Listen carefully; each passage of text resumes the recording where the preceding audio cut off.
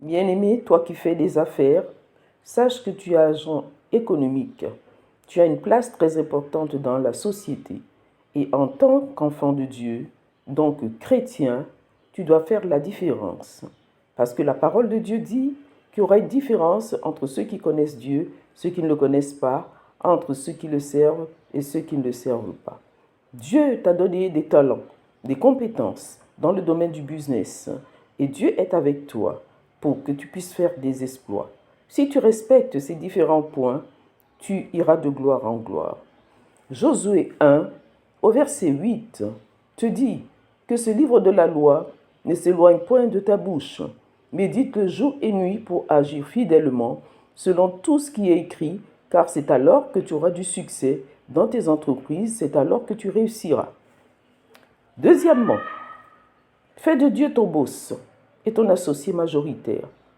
Cela veut dire que tu dois le consulter dans tout ce que tu veux faire, dans la prière, afin qu'il te conduise, qu'il te conseille, qu'il te dirige dans les meilleures opportunités, tes placements, tes objectifs.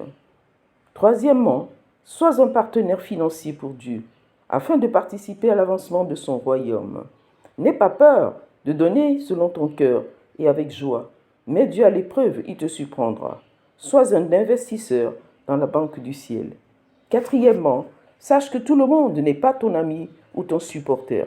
Tout le monde ne veut pas de ta réussite, car le cœur de l'homme est profond. Sois discret, prudent et sage dans tes propos afin de ne pas divulguer tes réussites.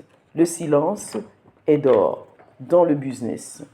Cinquièmement, ne sois pas l'artisan de tes propres échecs dans tes business. Choisis les associés en consultant Dieu dans la prière. Il te conduira vers les meilleurs. Sache que Dieu t'ouvrira les portes là où elles seront fermées pour les autres, car il est celui qui crée un chemin là où il y a un désert. Alors vas-y avec Dieu, tu verras la différence.